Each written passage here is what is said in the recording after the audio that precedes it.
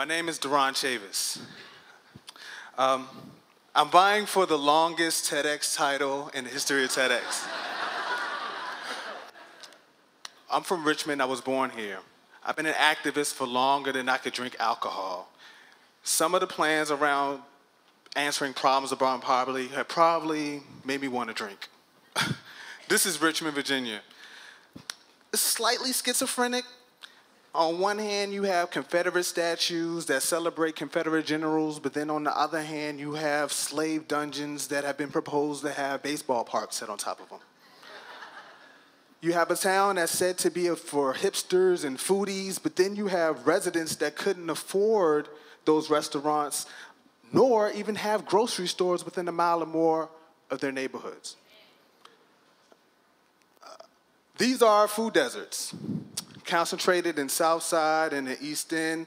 The USDA designates food deserts as areas with low income that don't have healthy food access within a mile or more. They have plenty of bodegas with corn syrup-filled, high fructose processed food-like substances that cause all types of maladies from diabetes, congestive heart failure, strokes, cancers, and even medical evidence is now showing that your diet is linked to psychological disorders and cognitive deficits.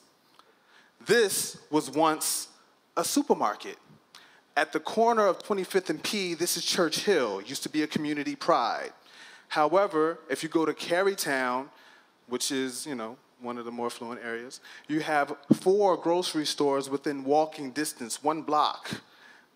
On Broad Rock Boulevard, you can go from Walmsley Boulevard all the way to Midlothian about 5 miles and not reach 1 grocery store. The real problem is poverty.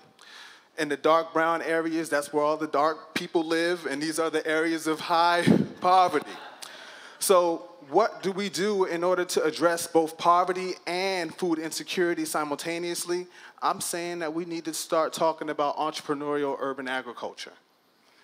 It's a holistic solution. This is Jerusalem Connection, our demonstration farm. By connecting communities to urban farms that they run and they own, you have an opportunity to connect nutrition, education, job training, and production and distribution of healthy food for these communities. It's an economic conversation. You have vacant lots inside of communities that have everything from about an abandoned building to an empty, blighted lot.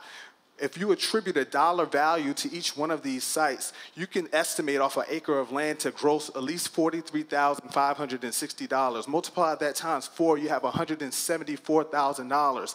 The city of Richmond alone owns 22 acres of vacant land. That's $3.5 million a year that's going into disuse. I call that gross negligence. Everybody has to eat. A conversation about food, how many of us in this room has the capacity to synthesize our nutrients by just standing outside in the sun? No one. So if we have the opportunity to transform our communities by connecting people back to the land, you're giving the power back to the people. You're giving people the opportunity to change their reality and they be the owners, as in self-determiners of what they want to see. Paulo Freire teaches us that those who are oppressed have to be the orchestrators and liberators of themselves. This conversation about urban agriculture is just that. Thank you very much.